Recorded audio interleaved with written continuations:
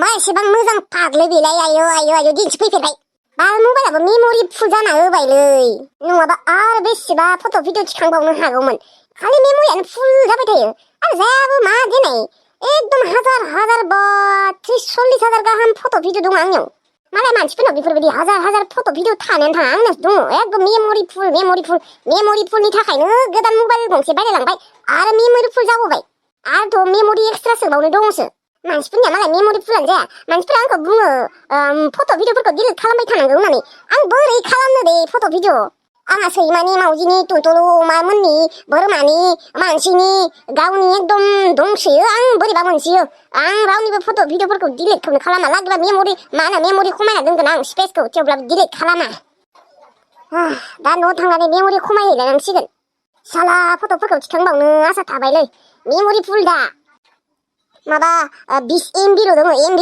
GBबो नङा गायदे बिथिंजाय नायनाय बैनि सेंग्रा जि साइज आं नाम्बार बेनोसैहाय आं हाला नायनाय मिनि सोरांसेबो साइजसिन रलै बाल आंहाबा मेम'रि फुल जानायनि टेनसन अबाव साइज दङबा मिथि नोङो मोनगोन नामा दा नाम्बार बेनाय नायनि दं ओइ माबावनो बिखि मा लासिंसिंनो दै लाजिबा खासि गोमायो गायदे लाबाय लायाबा गैला आरो थेवब्लाबो सोंनाय नायनि र' सिंगोलफोर दंबायबाय खोमा ओइ आं मिथिलाहाय नोंहा नाम्बार बिबाय था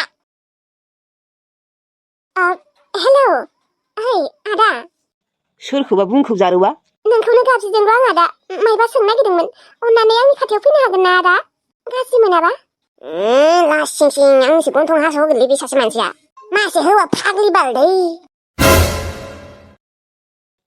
मा मोनबा आदा नोंजों लोगोआव फैफानाय सेंग्राया सिंगोल नामा औ सिंगोल थर' जाय जियानो रायज्लायबाय थाया मानो आं नायाहाय लासिंसिंनो अन्नानै बिनि नाम्बारखौ आंनो हरनो हागोन नामा आदा माने आङो नोंनि लोगोखौ जोबोद लाइक खालामदों अफकर्स मानो हाया जारौ ला आंनि लोगोआ रायज्लायगोन दे नोंजों सिंगोल बियो दे ला जारौ नाम्बारखौ दे बुं आदा ट 44 ओमफ्राय 0747879 जाबाय दे आदा मोनथाय मायो मानो लिंहरदोंमोन सिख्लाया नोंखौ सिंगोल नंगौना नङा सोंदोंमोन ओमफ्राय नाम्बार बिदों बियो नोंनि आं होबाय नाम्बारखौ बिनि बै लोगोआ बिदों बियो बियाखै बै सासेया बिदों गोजौआ गुफुरा माने लोगोनियाव बिनो होदों गावगाया बिनो हायाखै लाजिनाय नुवाखै बैथिंजायसो मोखां जाबाय दङ दहायनिफ्रायनो आंनि नाम्बार बिलायदों आरो मोखांखौ नुवाखै आङो नुगोन दे नायबाय था साला बे हायथु सासेखौ होनना खिन्थायाखै आङो मानो होनबा बेखौथ' बियो फसायखानाय नंखाया बै सासेखौसो फसायगोन थाथो बे हायथु गालिजोंनो रायज्लायबाय थाथों गावनि महरखौ लानानै बिराद दुगा दिन्थिना बियो जेनेबा गावखौनो गाव बियो हेन्डसाम होननाथ' दुगा दिन्थिफेराखै आंनि सिगाङाव थेवब्लाबो बि बिराद सानोनो गावखौ गाव हेन्डसाम होननानै आरो बे मोन्थायजों थाबाथाय आंखौ रावबो सिख्लायानो फसाया खालि मोन्थायखौल' प्रपस खालामो लाइक खालामो थाथो साला बे हायथुजोंनो रायज्लायबाय थाथों बियो बे हायथुनियाथ' मबाइल गिदिरबो गैयालै फट' बिबाबो मोननाय नङा बेजोंनो रायज्लायबाय थाथों नुबायना मोन्थाय थांसैथ' बिखि गोहोम माथो सिख्लाया समायनाथार लादोब्रा बेखौनो थारैनो बे सिख्लाया आंनि नाम्बार बिमारदों ना बै सासेयासो बै गुफुरालै खानाया बिसो बिदों नोंनि नाम्बारखौ बे सासेया बियाखै जाम्बालाय अब्लालाय फसायबायलै आं फैदो ओइ थांबाय माथो थौ जोंहाबो बै सिगांथिं थांनि थौ बिनानाव नोंखौ फसायदों दे बिनि नामा मोन्थाय मा होनदों आंखौ फसायदों माने आंजों रायज्लायगोन ना औ रायज्लायगोननो दे नोंखौ फसायदों बियो इसेबां समायना सेंग्रा आंखौ फसायमारदों आयु फैदो मा नांथाना थाबाय थाखो थांनि र' मोन्थाय अब आएगा मजा नों गावखौनो गाव खम एक्टर बायदि सानना लाया बे अबेसे नोंसोरथ' दा सानसेबाबो लोगो हमलायखागोन लोगो हमखालि गुन्डुगुल जासिगोन नोंसोरनिया जाथों साला गुन्डुगुल जाथों हाग्रायानो बिराद रज'थारबायलै जोंना बारिया जिबौनो फैसिग्रा जासोबाय दा सोरखौ हाजिरा मोननो आङो र' गामिथिंजाय नागिरनो थांनि आं गिदिरफोर खैनाफोर नोङो फै जिरायफै न'आव। जिरायथ'ला दे गिदिरफोर माने न'आवबो खामानि दङ। ओमफ्राय गिदिरफोर नोंसा हाग्रा फुनो थाखाय हाजिरा नागिरदोंनो? औ नागिरदोंमोनथ' र' नोंसानि टिल्लुखौनो सोंदोंमोन आङो। बियो आरो गरमखाय मावानो माथो बेनिखायनो गामिथिंजाय सोंनो थांनि र' सोरखौ मोनो। आंनो फुगोन दे गिदिरफोर। मा खैनाफोर नोङो हाग्रा फुगोन? औ गिदिरफोर मालानिफ्राय फुनांगौ आं फैगोन दे। अ दे अब्लालाय आङो होमबा गुबुन हाजिरा नागिरहैला। नोङो फुगोनबालाय? फुगोन दे जैदिन फुनांगौ फुबाय थागोन। सानथामसो नांगोनदां खैनाफोर सानथाम सानब्रैसो। नोङो हागोनबालाय? औ हायो गिदिरफोर। दे होमबालाय खैनाफोर दाथ' दिनै बारा समबो गैखाला बेलासि जाबाय। नोङो गाबोननिफ्राय फैबानो जाबाय फुंनि 8थानिफ्राय फैबानो जाबाय। जागोन दे गिदिरफोर। 350 खरै होगोन आरो ना खैनाफोर। जागोन दे गिदिरफोर। आं फैगोन दे नोङो गुबुन हाजिरा नागिरहैनांला गिदिरफोर। आं गाबोन फुङावनो फैमारगोन। औ दे जागोन दे खैनाफोर। दे होमबा गिदिरफोर आं थांसै दे। दे होमबालाय खैनाफोर दे गाबोन फैबानो जाबाय आरो ना। औ जागोन दे। आसल मथे थिल्लु लोङा मा जामारखौ। गायनाय फुनाय दिनावबो खैनाफोरा दोखो हाजिरा खामला मावबाय थिल्लुआबो साननैसो मावबाय। आगोलथ' उन्दैथाराव जेनेबा गोरिबथारमोन नाथाय गेजेर ससेयावथ' बेसेबा धोनि जादोंमोन न'बो बानायदोंमोन बिल्डिं गारिबो बायदोंमोन। नाथाय दा मा जाखो हाजिरा खामला मावथिङोदि मा धोन सम्पतिफोरखौलाय जाजोबना दोनबाय नामायलै जेबो रोङासै नामा इनकाम खालामनो। एथ'ग्राब धोनि मानसिफोरानो माथो हाजिरा खामला मावनो नागिरथिंग्रा जाखो। हमनानैनो मोनला आं बिसाखौ मा जामारखौ। जों गामियाव बिसानि बायदि न'आनो गैया बिसानि न'आनो बयनिख्रुइबो साबसिन गिदिर गोलावसिन गुवारसिन। दा हाजिरा खामला मावनायनि मा नौबत फैखो आसुरित आरोना। दा नै हौवाया मावनो हाया होननायखाय हिनजावा मावनो फैबाय। मा सोलिमारदों बिसा बोरै एसेबां गोरिब जालांमारखौ। माथो आंनो सिख्लाया फनखौनो हरासै आंनि नाम्बारखौ लानानै मानो हरासै। थै आंबो नाम्बारखौ लानांगौ। आंबो जोबोद लाइक खालामखादोंलै सिख्लाखौ। बेथ' लाजिनानै आंखौ नायनानै थासै। फन हरबा हामगौमोन। बोरैबा बिनि रायज्लायनायफोरा आं खोनासंनो लुबैसोदों। दहायबो मोजाङै खोनायासैना आङो। जानांगौ बेनो फन फैदों। हेलौ आङो मा खालामदों? आङो दङ ओरैनो। आंबो नोंनि नाम्बारखौ लाफ्लाङासैना बिनानै नोंनि फनखौनो माला हरगोन होननानै वेट खालामबाय दङमोन। नंगौ नामा? औ ओमफ्राय मा नाम नोंनिया? आंनि नामा अम्बिकी ओमफ्राय नोंनिया मोनथाय ना? औ मोनथाय। ओंखाम जाबाय नोंसा? ओंखाम जाथ'वाखै र' आं नै लोगो लानासो दंफैयो। ओरैनो मोजांबा खौरांफोरा? ओरैनोथ' मोजां नङामोन नाथाय नोंजों रायज्लायनो मोननानै जोबोद मोजां जाबाय। नंगौ। ओमफ्राय नोंनि गामिनि नामा मा? जोंफोर गामिनि नामा ना दाउखिपारा। अ ओमफ्राय नोंसोर गामिनि नामा मा नाम? बिदि नोंसोरो आं सोंनायानो जायासै। जोंफोर गामिनि नामा थालिरगुरि। गोजान जायो माथो जोंनिफ्राय। औ गोजान जायोथ' र'। मालाबा लोगो हमनो लुबैबाबो माथो लोगोखौनो हमनो हानाय नङा जोंलाय। दे जागोन दे मालाबा लोगो हमगोन। नोंहा इन्स्टा एकाउन्ट दङ ना? गैया आं खुलिगोनसो सानदोंमोन नाथाय मबाइला गाज्रि जाना होबायना। दानो किपेड गोनां मबाइलसो लायो आङो। दे जेबो नङा दे लासैनो लानो हागोन। मालाबा लोगोनि नाम्बारजों नोंखौ भिडिअ कल खालामगोन दे। नाथाय दिनै नङा दानो नङा साननैसोनि उनाव। दे जागोन दे। ओमफ्राय नोंसा न'आव सोर सोर दङ? जोंहा आइ आफा ओमफ्राय बिनानाव सासे दङ। नोंसालाय? आंहा बे जिउआव रावबो गैला। आइबो गैला आफाबो गैला। सासे आदा दङ बिबो न'आव गैया आं दा न'आव हारसिंसो थायो। मा नों हारसिं? औ आं हारसिंसो माथो खालामबावनो खाफालानो गाज्रि आंहा। खोनानानै दुखु मोनबाय आं। दे बांद्राय दुखु खालामनाङा माथो खालामबावनो आरो। ओमफ्राय नोङो सिंगोलै दंमारो ना? औ सिंगोल आङो। नोंबो सिंगोलैनो दंमारो ना? औ आंबो सिंगोलैनो दङ। आगोललाय दङमोन नाथाय ब्रेकआप जाबाय।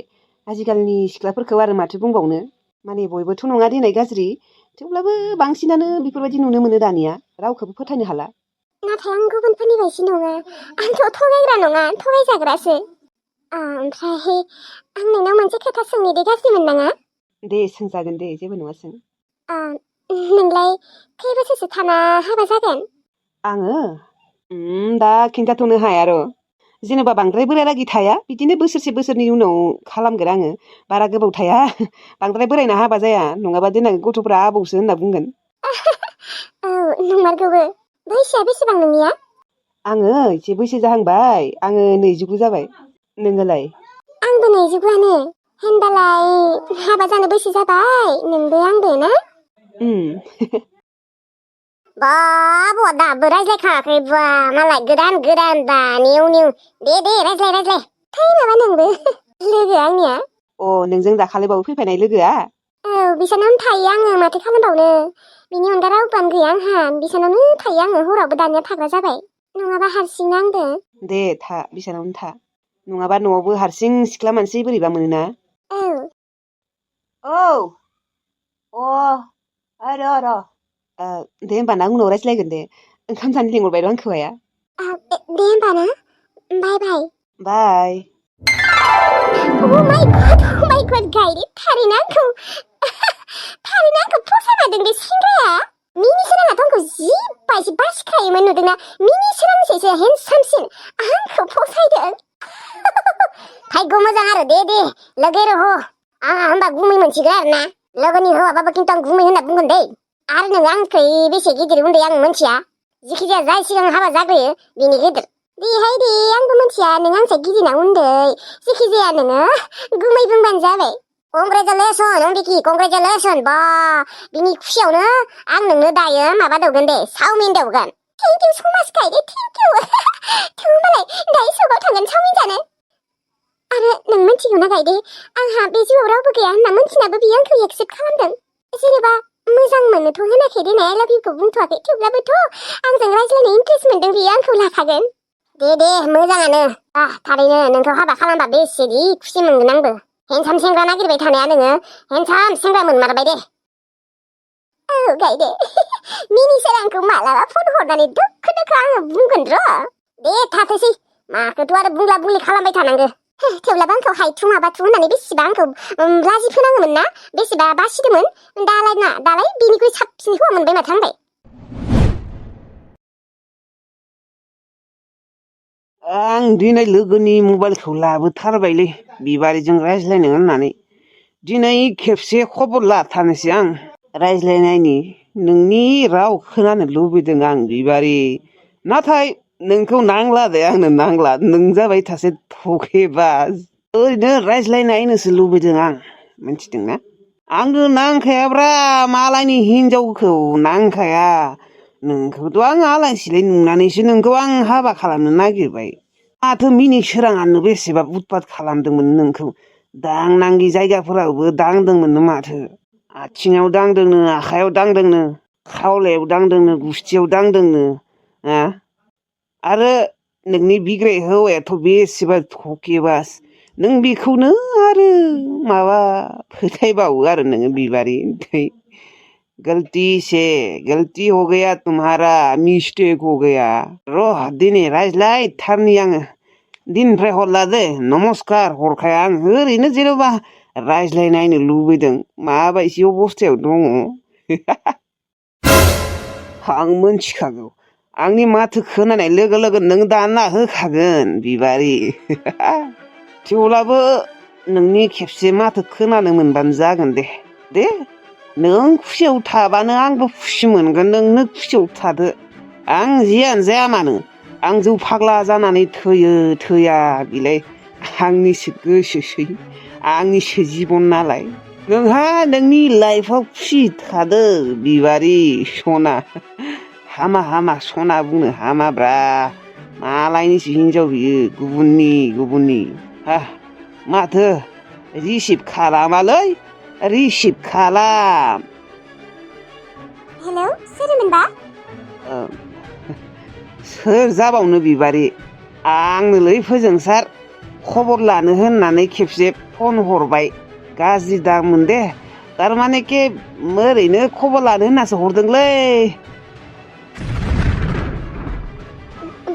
फोजोंसार नों आंनो मानो फन हरदों बुं मा खामानि दं नोंहा आंजों बुं बिबारि रथ' 1 मिनिट रायज्लाय आंनो नोंखौ नांलालै आं नोंखौ लाबोला जास्ट ओरैनो खबरसो लादोंब्रा मा खबर लानायखौबो गाज्रि मोनोलै जानला मानला जोमायफेनानै आंनो फन हरनाङा मिथिगौ ना नों मानो फन हरबावदों बिबारि नोङो मोजाङैथ' दंमारोना नोंनि बै माबा बिबोनाङा नोंखौ उतपात खालामाखैथ' हा आरो नोंनि बे धकेबाज हौवाया नोंखौ नागारना थांबावाखैथ' फोजोंसार नोङो फाग्ला जाबाय नामा जोमायफेनानै मा जानला मानला बुंलाबायदों नों मिथिखागौमोन माथो बिग्राया धकेबाज नङा बिहा जेबो गोसोआवनो गैयामोन मिथिगौ ना दोन फोजोंसार 1 मिनिटबो रायज्लायनो हाला होमबा नोङो ओरैनो खबरसो लादोंलै जाम्बि आंलाय नोंखौलाय मानो लायनो दे आंनो नांलाब्रा आंलाय बिदिनो मोजां प्लिज अननानै फोजोंसार दिनै हरदों मालाबाबो हरनांला मिथिगौ ना जा जालांबाय गासैखौबो बावलांजोबदो आङो बिग्रायखौ गोरोन्थि सानना लादोंमोन मिथिगौ ना नङाबा आं मालाबाबो नोंजों जुलि जानो थाङामोन हाजार मिनिसोराव आंखौ उतपात खालामबाबो बेफोर गासिबो काहिनियानो थांखांजोबखाबाय नोङो बुरखांफिननांला दा नोङो बेफोरबायदि फन हरनायखौ मिथिबाथाय बिग्राया आंखौ रागा जोंगोन ना नोंजों रायज्लायनायखौ मिथिबाथाय अननानै फोजोंसार नोंबो गुबुन सिख्ला हाबा खालामदो मिथिगौ ना बे बुहुमाव आंल' गैया आंनिख्रुइ बेसेदि मोजां सिख्ला दंबावो बे बुहुमाव आंखौ सासे हाबा जाखानाय हिनजावसो गथ'नि बिमाबाव नों आंखौनो सानबाय थानाङा फोजोंसार नों गुबुनखौ लादो आं नोंखौ गोसोथोलाब्रा ओरैनो खबर लानो होनना फन हरदों आरोलै थेवब्लाबो टेनसन जायो आरोलै हाजारबाबो गोसोथोदोंमोन ना जेन'बा माथो बुंबावनो दे आं रावनिबो संसाराव हाबखायाखैबो दानना होबाय माथो मानसियानो मानो एथ' जोमाय फाग्ला जाखो दे बियो आङो मा बुंबावनो फोजोंसार आंनि थाखाय बेफोरबायदि फाग्ला जानाङा ना नंगौ आंनियाबो थगायनाय बायदि जादों दिनै हाबानि मोन्दोमनिफ्राय आं खारबोदों थेवब्लाबो बिग्रायानो मोनफैबायबा आंहा हौवा थासान्दियाव नोंजों बोरै आं जुलि जाबावनो हानो फोजोंसार नोंनो बुंनाय बिग्रायाथ' थकेबाजबो नङाना आंखौ थगायनाबो खाराखैमोन बियो सिखाव दाकेटफोरजों बुजानानै जेबो गोसोआव गैयि जानासो बियो फासिना दङमोन माने आं मा बुंबावनो आं सानला आं थांखांनाय जाथायफोरखौ सानबाथाय बिराद माथा गरम बायसि मोनो आं सानला एबारनिफ्राय नाम्बार गोदानजों फन फैबाथाय आं रिसिभखौनो खालामला गिबाय आङो बिथिंजाय मिनिसोराङा थांनायखाय बेसेदि स्रां मोनदों आङो बेसे खुसि मोनदोंमोन आं थांनायखाय दा दिनै नोङो फन हरना होननानै बोरैबा मोनबाय गोसोखौनो माथो नोंखौनो गोसोखांबाय थाग्रा जाबायलै आङो अम्बिके नोंनि महराल' आंनि मेगन सिगाङाव गोजावफैबाय थायो हाय नोंखौल' गोसोखांबाय थाग्रा जाबाय आङो थारैनो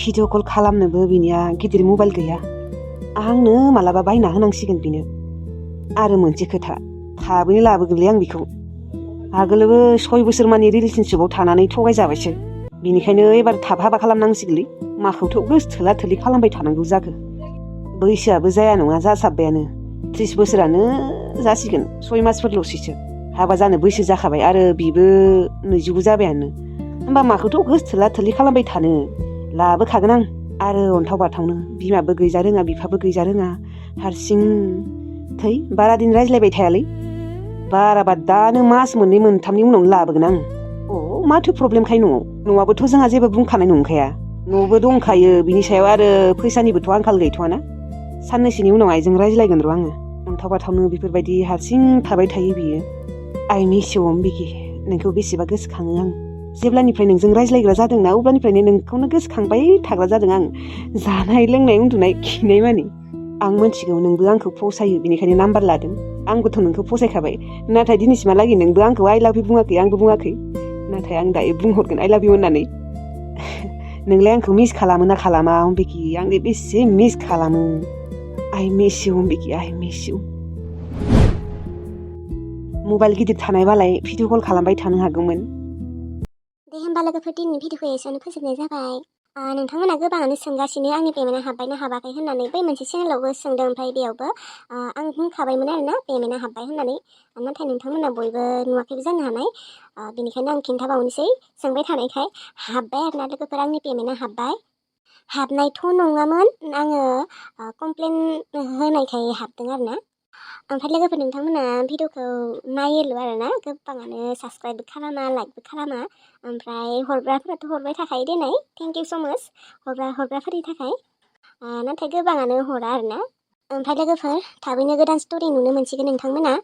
आङो लोमजाबाय थानायखाय गगा मोनबाय थानायखाय गोदान स्ट'रिखौ बानायथ'वाखै आरोना, नङाबा मालाबानो बानायगौमोन। बिब'नि अननाय स्ट'रिखौ फोजोबसिगोन आरोना आङो लोगोफोर, ओमफ्राय गोदान स्ट'रि लाबोनोसै। नोंथांमोना नेबाय थाबानो जाबाय आरोना। बिब'नि अननाय स्ट'रियाथ' बेसेबा दिनैसिमहालागै एपिसडानो हाजार जालांबाय आरोना, बेनिखायनो बेखौ आङो फोजोबनो सानबाय आरोना लोगोफोर। थाबैनो नोंथांमोना गोदान एपिसडखौ नुनो मोनसिगोन आरोना, बे मास मोनसेनि गेजेरावनो नुनो मोनगोन नोंथांमोना। दे होमबा लोगोफोर ना, दिनैनि भिडिअखौ एसेनो फोजोबनाय जाबाय। नोंथांमोना जुदि भिडिअखौ नायनानै एसेबाबो मोजां मोनदोंबा लाइक, कमेन्ट, शेयार, साबसक्राइब खालामबानो जाबाय। Thank you.